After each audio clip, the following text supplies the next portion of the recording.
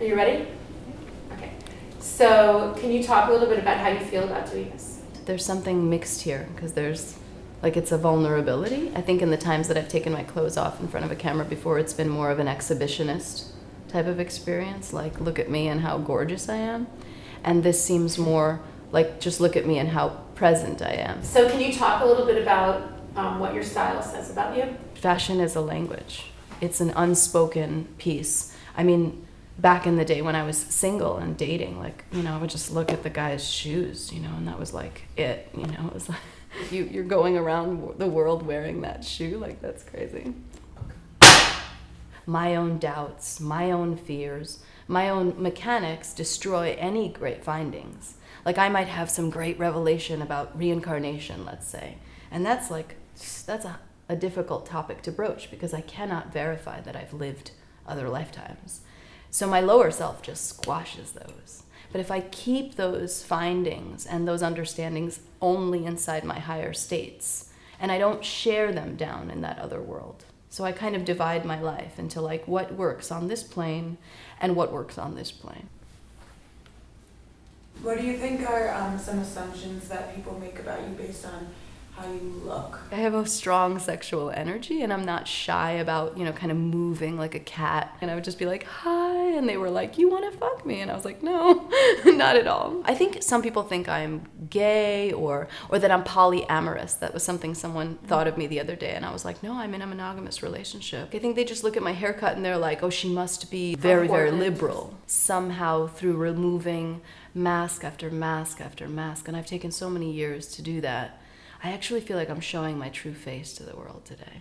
I was very insecure growing up. I don't know whether it's connected to my mother dying, but she died when I was 7, and she was everything to me. You know, my father was this incredible shaman, yogi, meditation guru, philosopher, Eckhart Tolle type of person, and so I had a very good life, but it was like, I think pieces of my confidence were shaken. She died of cancer. Pancreatic cancer. So she died very instantly. Like, they gave her the diagnosis and within 6 months she was gone. When shocks come, our higher self enters. So I had access to my higher self at a very early age. And then 7 years of, like, deep, deep, deep depression. How many days are there in a school year? 180? Like, I would skip half of them. Like, I would just say to my dad, I'm not feeling well, and he would be like, well, don't worry, because, you know, school is it's just conformist bullshit anyway. Yeah. He was like, so stay home. It comforted me to know that there was no pressure. He didn't put any pressure on me. He said, one day, everything will work out for you. And he wasn't concerned about when that would happen, and he was right, but it was only after he died, really, that everything worked out for me. Yeah. I started being selfish and self-absorbed pretty early on. Like, I think that was just part of one of my main defects of character. I discovered alcohol and drugs, which made it even more easy to act out in that way. But I think it came from insecurity. That's what I was coming back to. Like, I was so desperately insecure and unsure of my own value that I masked it with selfishness. It was like all of a sudden, by being giving, I started to see pieces of my actual value. I'd never known I was valuable because I was always taking. I mean, doing heroin and cocaine every day for 5 years can be kind of taxing on a little girl. Well, I was 20 when I started drinking, or like 19 when I started drinking, and I started doing cocaine and heroin when I was like 24, and I got sober at 29. The heroin was incredible. I didn't care about anything. It removes all of your desire for anything in life, so I just felt constantly content. Sort of like all drugs are a false what it is you're going for, which is a feeling of contentment, a feeling of elation, a feeling of value. And so these things were given to me for free, but everything has payment. So the payment was I would sleep for days, I was constantly broke. My father died, and it was the final shock. I had already lost my daughter. She died of SIDS when I was 26. How old was she? 4 months old. I got sober to have her. As soon as she died, I picked up the habit again. Mm-hmm. And it wasn't sober. That's not the right word. I got dry. Yeah. You know, I didn't do drugs so that I could have like a healthy pregnancy, but it was miserable. I don't even know if I'm like super emotional about the baby. Her name was Ula, because to me, she always seemed like an angel. She just seemed like she never was for this world. She came to die. That's how it felt. It was horrible, you know? It's a great gift to be given this many shocks.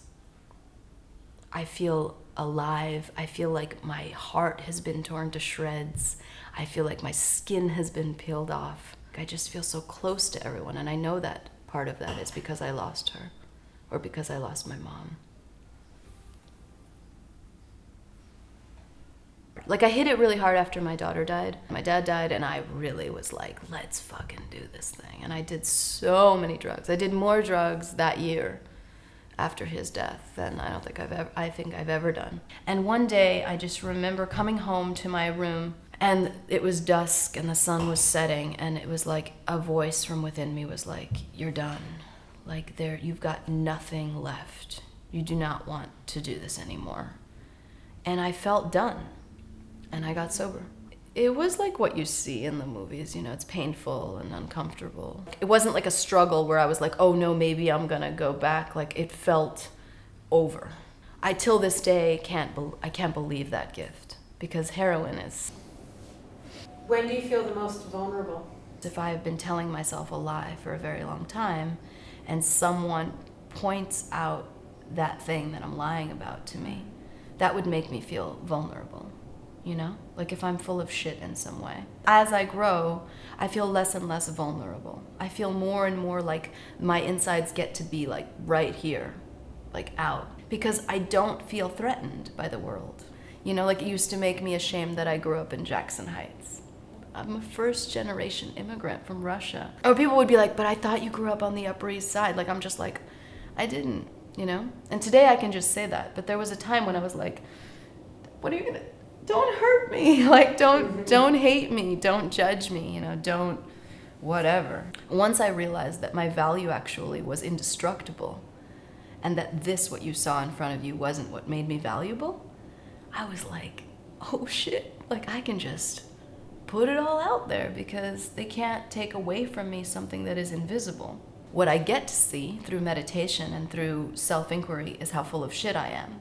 I'm still full of shit in little ways, but I'm less full of shit than I was. And next year I'll be less full of shit. And eventually I hope to not be full of shit, you know, because I feel lighter and lighter and lighter. I used to be ashamed that I had like cellulite on the back of my thighs. Like, I know most women have that, but it was like, no, but I am not allowed to. You know, I was ashamed of that. I was ashamed of being short, of being brunette.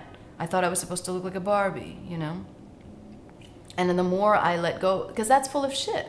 Like, I really am a little brunette. When do you feel the most beautiful?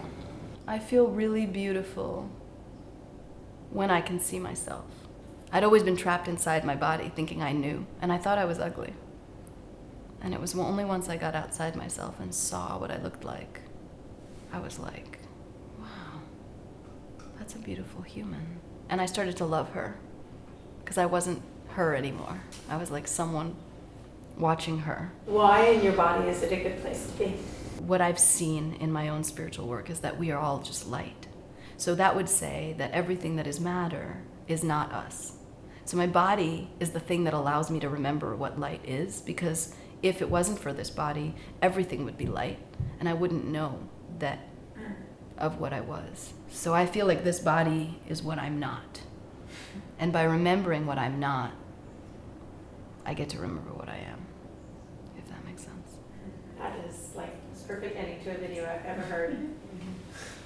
Your father was right. Which is a really hard thing to do as a parent. Yeah, I can imagine. He just let you Fuck up, basically. He just let you go. Yeah. He did the most. Your father did the most. But then no, your father did the most selfless thing. Yeah. Yeah. Are we getting